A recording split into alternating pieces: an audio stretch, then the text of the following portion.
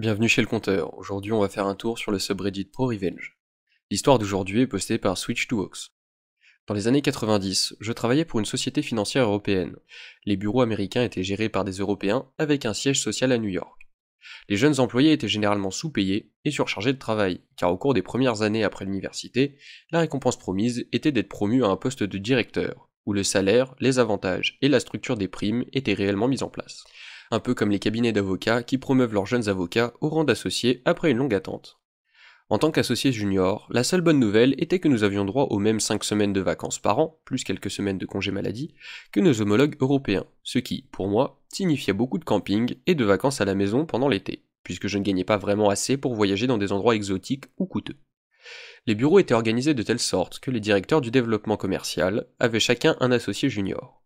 En règle générale, les directeurs du développement commercial établissaient des contacts, faisaient de la lèche et parcouraient leur territoire pour rencontrer des clients et de nouveaux prospects. Des prospects sont des clients potentiels. Une fois de retour au bureau, ils déposaient leurs notes de réunion sur le bureau de leurs associés juniors pour qu'ils assurent le suivi et décrochent l'affaire. Un modèle de chasseur-dépeceur. En tant qu'associé junior, j'étais très occupé à assister un responsable des relations clients et je prenais régulièrement au moins 2 semaines de vacances par an. Je travaillais dans cette entreprise depuis 3 ans et je commençais à avoir envie d'une promotion. Juste après Thanksgiving, mon patron du bureau de la côte ouest m'a annoncé que j'étais transféré et promu au bureau du sud-est pour la nouvelle année. Je n'avais vraiment aucun intérêt à travailler ou à vivre dans le sud-est, mais je voulais faire avancer ma carrière. J'ai reporté mes 2 semaines de vacances habituelles sur l'année suivante, de sorte que j'avais droit à 7 semaines de vacances l'année suivante. Après avoir fêté le nouvel an avec ma famille en Californie, j'ai fait mes valises et traversé le pays en voiture.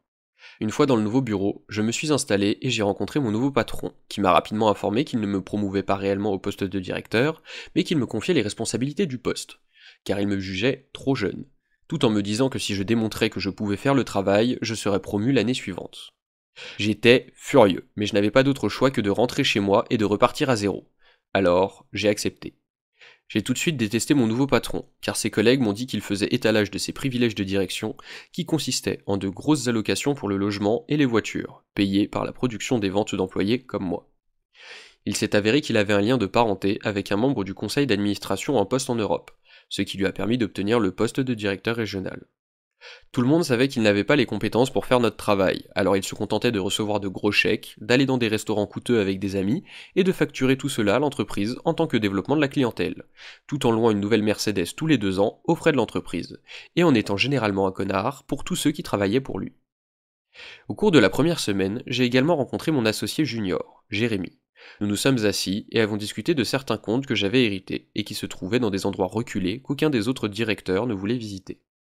Jérémy était professionnel, mais j'ai eu la nette impression qu'il me détestait, sans que je sache pourquoi. J'ai commencé à voyager pour rencontrer mes clients et mes prospects au cours des semaines suivantes, passant généralement au moins 3 ou 4 jours sur la route. De retour au bureau le vendredi pour faire le suivi des pistes commerciales avec Jérémy et exécuter toute la paperasse nécessaire. Environ un mois plus tard, au retour de mes voyages, j'ai appris que Jérémy avait démissionné. Il s'est avéré qu'il était furieux d'avoir été écarté du poste qui m'avait été attribué. Je ne pouvais pas le blâmer, car j'aurais probablement fait la même chose. J'ai demandé à mon supérieur d'engager quelqu'un d'autre pour me seconder, mais il a hésité, arguant que mon portefeuille de clients n'en était qu'à ses débuts, et que je pouvais donc assumer les 2 rôles jusqu'à ce qu'il soit logique de recruter du personnel. Je lui ai fait remarquer qu'il serait difficile d'être un agent de développement commercial efficace si je n'avais pas de système de soutien pour m'aider à développer mon portefeuille de clients, mais il a choisi de ne pas m'écouter, sachant que je n'avais guère d'autre recours que de me taire. J'ai passé le reste de l'année à travailler comme un dingue. C'était juste avant que les emails et internet ne soient courants, et il était donc difficile de faire des affaires sur la route. Les fax étaient le fléau de mon existence. Même si les ordinateurs portables étaient réservés aux directeurs, mon patron a eu la gentillesse de me laisser utiliser un ordinateur portable de l'entreprise, sur lequel je m'occupais de toute la paperasse pour traiter les affaires des clients, depuis les centres d'affaires des hôtels, tard le soir ou tôt le matin. J'ai donc appris à vivre avec 5 heures de sommeil, ou à dormir dans les avions dès que je le pouvais. Après avoir fait face aux problèmes de certains clients furieux, j'ai fini par payer mon propre téléphone portable. Tout le monde n'avait pas de téléphone portable au milieu des années 90, et nos directeurs venaient juste de commencer à en recevoir des payés par l'entreprise cette année-là, car je devais traiter les clients sur la route. J'ai simplement donné mon numéro de portable personnel aux clients pour qu'ils m'appellent et que je puisse gérer les problèmes depuis la route. J'ai décroché quelques gros clients grâce à une combinaison de chance et de travail acharné, et j'ai obtenu de solides recommandations, qui ont entraîné d'autres recommandations, de sorte qu'en quelques mois, j'ai pris un sérieux élan. Comme je n'avais pas d'associé pour m'aider, cela signifiait que je passais les week-ends et des soirées tardives au bureau à m'occuper de la paperasse, puis que je retournais sur la route pendant la semaine. J'étais tellement occupé par les deux aspects du travail qu'en décembre de cette année-là, je n'avais pas pris mes 2 semaines de vacances obligatoires. Comme j'avais de nouveaux clients qui devaient être traités avant la fin de l'année, on m'a accordé une dispense de vacances, ce qui signifie que mes 7 semaines de vacances seraient reportées sur l'année suivante, ce qui donne 12 semaines de vacances plus les congés maladie pour l'année à venir. Les ressources humaines ont eu beaucoup de mal à traiter cette dispense, mais comme j'avais généré beaucoup de nouvelles affaires, mon directeur était trop heureux de leur donner. Je n'étais pas contrarié de travailler jusqu'à la fin de l'année, même si j'ai fait un aller-retour en Californie pour Noël en 24 heures totales, trajet et temps sur place. Je l'ai rationalisé en espérant que je recevrais la première grosse prime de ma carrière dans quelques mois. À cette époque, les entreprises européennes versaient leurs primes à la mi-avril, tandis que les employés des entreprises américaines les recevaient à la fin du mois de janvier. Si vous prévoyez de changer d'emploi au début de l'année, le fait de travailler dans une entreprise européenne signifiait que vous laissiez parfois de l'argent sur la table. C'est ce que l'on appelle les menottes dorées, de sorte que le moment de changement d'entreprise était important. J'ai continué à travailler à mon rythme effréné jusqu'en avril, sans prendre de vacances, car j'apportais de plus en plus de clients et je me débrouillais avec la paperasse lorsque je n'étais pas sur la route. Au début de l'année, nous avons eu des réunions sur les fiches de résultats et les objectifs de vente, et j'étais numéro 1 du bureau dans certaines catégories, ainsi que pour la production générale. Enfin, à la mi-avril, mon patron m'a convoqué et m'a annoncé qu'il était temps de discuter de mon bonus et examen annuel. Je me suis assis avec impatience, me léchant les babines car je pensais que ma prime serait au moins égale à mon salaire de base, voire le double. Il m'a tendu une feuille de papier sur laquelle figurait un chiffre inférieur de près de 90% à celui que j'attendais pour ma prime. J'ai littéralement éclaté de rire et lui ai dit qu'il était un peu tard pour un poisson d'avril. Mais il ne souriait pas. Il a poursuivi en me disant qu'il était fier de moi, mais que comme je n'étais pas directeur, la prime que j'avais reçue était le montant maximum qu'il pouvait me donner, car il n'y a plus d'argent dans le budget. Je suis resté assis, en état de choc pendant un moment, puis j'ai continué à poser la même question de différentes manières, à savoir pourquoi il m'a privé de ma prime. C'était comme parler à un mur de briques. J'avais beau montrer les fiches de résultats qui montraient que j'étais le meilleur producteur du bureau, tout en n'ayant aucun associé junior, il s'en fichait. J'étais effondré, mais je lui ai demandé s'il me promouvait au poste de directeur, puisque j'avais démontré que je pouvais produire, en espérant que ce titre serait une porte d'entrée pour le plus gros salaire de l'année suivante. Il a secoué la tête et a répondu : Peut-être l'année prochaine si tu prouves que cette année n'était pas un coup de chance. c'était un coup de poing dans le ventre. Il a également expliqué que, même si mon évaluation était positive, j'avais quelques défauts sur lesquels je devais travailler, principalement le fait que je ne travaillais pas très bien en équipe. Je lui ai rappelé que je faisais partie d'une équipe d'une seule personne, moi, et qu'il n'y avait donc personne dans mon équipe pour se plaindre de moi. Un interrupteur s'est finalement déclenché dans mon cerveau, et j'ai réalisé que je venais de me faire baiser, et que je ne pouvais pas changer le résultat. Je lui ai dit que je me sentais mal, et que j'allais prendre des congés maladie. Je me suis levé, et j'ai quitté son bureau. Mes collègues m'ont dit que j'avais l'air aussi blanc qu'un fantôme lorsque je suis sorti de son bureau. Ils savaient que quelque chose n'allait pas. J'ai transféré mes appels entrants vers son poste, j'ai emballé mes papiers importants au cas où je déciderais de ne jamais revenir, puis je me suis dirigé vers mon appartement, complètement furieux. J'ai appelé ma famille et je leur ai dit que j'avais besoin de rentrer à la maison pour des vacances bien méritées. Après avoir bu à en perdre mes sens pendant 48 heures et renvoyé tous mes appels sur la messagerie vocale, j'ai appelé le travail le lundi suivant et j'ai dit à mon patron que je prenais une semaine de vacances. Il était assez furieux de ce court préavis, car il avait dû s'occuper de mes clients tout aussi furieux qui le contactaient pour lui faire part de leurs problèmes depuis que je n'étais plus joignable, et il n'avait pas la moindre idée de la façon de gérer la paperasse nécessaire pour faire le travail, si bien que d'autres associés étaient maintenant appelés pour aider à gérer ma charge de travail. J'ai pris l'avion pour rentrer chez moi, et j'ai passé quelques coups de fil aux personnes avec lesquelles j'avais travaillé, dans l'espoir d'obtenir des pistes d'emploi. J'ai réussi à déjeuner avec mon ancien associé qui avait quitté le cabinet et m'a donné quelques idées et contacts. Alors, j'ai passé le reste de mes vacances à chercher un nouvel emploi. Je savais que le moment était mal choisi, alors, à court d'options, je suis retourné à mon travail la semaine suivante. Le premier jour, j'ai regardé mes données RH et j'ai réalisé que j'avais encore 11 semaines de vacances à utiliser cette année-là, plus quelques semaines de congé maladie. À peu près à la même époque, il y a eu une conférence téléphonique dans toute l'entreprise pour célébrer un grand événement. Je crois que l'entreprise avait 125 ans, mais je m'en soucie plus. Pour célébrer ce grand anniversaire, on nous a dit que nous aurions une semaine de vacances supplémentaires cette année-là, ce qui signifie qu'une fois de plus, j'avais 3 mois de vacances sur mon compte.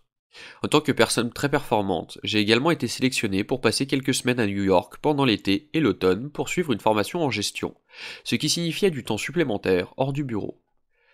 Le mois suivant, j'ai passé mon temps à examiner les différentes options de vacances que je pouvais prendre cette année-là. J'avais accumulé beaucoup de points d'hôtel, de voitures de location et de kilomètres de fidélisation au cours de l'année passée à voyager. Alors, j'ai passé mes journées au bureau à faire le moins de travail possible pour les clients et le reste du temps au téléphone avec les représentants du service clientèle pour les points de fidélisation et d'hôtel, en essayant de tirer le maximum de vacances de mes kilomètres et de mes points. À la fin du mois de mai, j'ai soumis mes demandes de congé qui détaillaient comment j'allais prendre 3 mois de vacances au cours des 7 mois restants de l'année. J'ai soumis les formulaires au RH et, dans la journée, mon patron m'a convoqué pour discuter de mon emploi du temps, car il s'est rendu compte que j'allais être absent presque 2 semaines par mois jusqu'à la fin de l'année. J'organisais mes vacances autour des jours fériés fédéraux et bancaires chaque fois que je pouvais le faire. Il m'a dit qu'il rejetait mon programme de vacances car il n'y avait personne pour couvrir mes clients en mon absence. Je lui ai demandé de faire venir le représentant des ressources humaines dans son bureau pour que sa position soit officiellement consignée.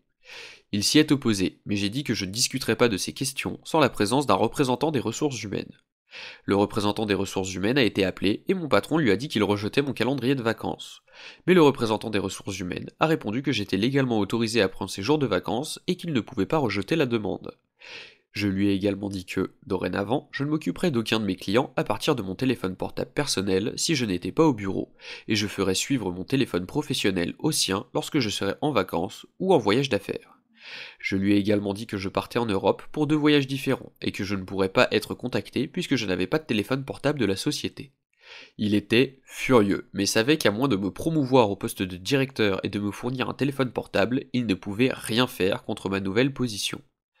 Après cela, je n'ai fait du développement commercial que dans les régions où j'aimais voyager et, surtout, prendre des vacances. Jusque-là, j'avais toujours accepté les réunions dans des endroits reculés si elles représentaient une chance de décrocher un nouveau client. Ayant appris la leçon à mes dépens, je ne voulais pas de nouveaux clients pour commencer, et certainement pas ceux qui vivaient dans des régions que je n'aime pas visiter. Les voyages en Floride sont devenus courants. Si je voyageais, je passais généralement du lundi au mercredi à faire des appels de vente très peu fréquents. La plupart de mon emploi du temps était falsifié avec de faux prospects pour que je puisse passer les après-midi à jouer au golf ou à traîner dans les piscines des hôtels à la recherche de femmes de mon âge. Puis, je prenais le jeudi et le vendredi comme jour de congé de maladie pour pouvoir traîner et m'amuser, en utilisant les points des hôtels pour prolonger mes séjours gratuitement. Comme j'étais toujours sous-payé, je mangeais à bas prix et j'ai appris à tirer le maximum de mes voyages pour le moins d'argent possible, tout en m'amusant. Mon patron était maintenant irrité par tous les appels de clients qui lui parvenaient, mais il refusait d'engager un assistant pour moi. Alors je faisais suivre ma ligne à la sienne lorsque je n'étais pas au bureau. Chaque fois que je revenais au bureau, ce qui était plutôt rare à ce stade, il me réprimandait régulièrement en me donnant des avertissements verbaux au sujet des mauvaises évaluations de performance. Mais je me contentais de hausser les épaules et de lui dire qu'il avait peut-être raison de ne pas me promouvoir au poste de directeur puisque j'étais une telle déception. Il était également furieux parce qu'il avait été félicité pour avoir un bureau si productif l'année précédente, en grande partie grâce à mes efforts. Et maintenant, il recevait beaucoup d'attention de New York parce que le nombre de ses nouveaux clients était en baisse. Comme j'avais des kilomètres et des points d'hôtel, mais pas beaucoup d'argent, j'ai fait 2 voyages de 2 semaines en Europe cet été-là, et j'ai également pris un certain nombre de vacances dans mon pays, en suivant assidûment les pistes d'emploi sur la côte ouest que j'avais cultivées lorsque j'étais au bureau. En octobre, j'ai commencé à avoir des conversations avec un employeur potentiel en Californie, et j'ai finalement reçu une offre d'emploi concrète à la mi-novembre. J'ai attendu le 15 décembre pour informer mon patron que je quittais l'entreprise, et je lui ai dit que j'utiliserais les 2 semaines de vacances de congé maladie qui me restaient pour que ma démission prenne effet immédiatement. Il a été surpris que je n'ai pas attendu avril pour partir, mais j'ai ri en lui disant que je savais qu'il allait de toute façon me baiser sur ma prime et que l'argent ne valait pas la peine d'attendre. Il m'a ensuite demandé de rester jusqu'à la fin du mois de janvier afin de lui donner le temps d'embaucher et de former un assistant ou un remplaçant pour s'occuper de mes clients. J'ai refusé, faisant remarquer que Jérémy avait démissionné 20 mois auparavant et qu'il avait donc largement le temps de se préparer à cette éventualité. Alors que je rangeais mon bureau et que j'informais mes collègues de mon départ, le représentant des ressources humaines a frappé à la porte de mon bureau car il souhaitait mener un entretien de départ. Il a fermé la porte et j'ai étalé tout mon linge sale. J'ai dit aux ressources humaines que l'entreprise m'avait perdu lorsque mon patron m'avait arnaqué sur ma prime, répétant l'histoire selon laquelle Il n'y avait pas d'argent dans le budget. le représentant des ressources humaines a secoué la tête et s'est moqué de la stupidité de mon patron, faisant remarquer que, puisque Jérémy avait été employé au début de l'année où j'étais arrivé, son salaire et sa prime étaient en fait inscrits au budget de toute l'année. En tant que tel, mon patron aurait pu affecter le montant qu'il aurait versé à Jérémy à ma prime, ce qui m'aurait probablement rendu raisonnablement heureux. Au lieu de cela, il a décidé de m'entuber. Je suis retourné en Californie cette semaine-là, et j'ai commencé mon nouvel emploi la première semaine de janvier. 3 mois après le début de mon nouvel emploi, j'ai reçu un appel d'un collègue de mon ancienne entreprise. Il m'a appelé pour me dire qu'après mon départ, les ressources humaines du siège social à New York étaient venues au début de la nouvelle année pour interroger mes anciens collègues. Apparemment, mon départ soudain avait fait froncer les sourcils à New York, où l'on me considérait comme une étoile montante et où l'on se demandait pourquoi j'étais parti si brusquement. Apparemment, d'autres employés de mon bureau s'étaient également fait avoir de diverses manières. De nombreux frais de repas pour le développement de clients ont été rejetés parce qu'ils étaient trop chers par le type qui facturait régulièrement au cabinet ses repas avec des amis. De sorte qu'après avoir écouté toutes les plaintes, la direction de New York a décidé de procéder à un changement, et ce plusieurs années avant qu'il ne soit renvoyé en Europe. Comme il avait un lien de parenté avec un membre du conseil d'administration, ils ne pouvaient pas le renvoyer, alors ils ont réaffecté mon ancien patron dans une ville agricole reculée. Je n'ai pas pu prononcer le nom de la ville, mais on m'a dit que c'était le genre d'endroit qui n'offre pas d'avantages comme des allocations de logement, des comptes pour des restaurants de steak coûteux ou une nouvelle Mercedes. J'ai créé ma propre entreprise il y a 5 ans, et ça a plutôt bien marché.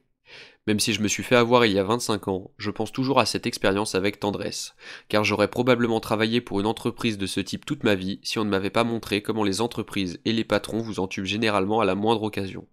Cette expérience m'a ouvert les yeux et m'a mis sur la voie de la création de ma propre entreprise, et j'en serai toujours reconnaissant.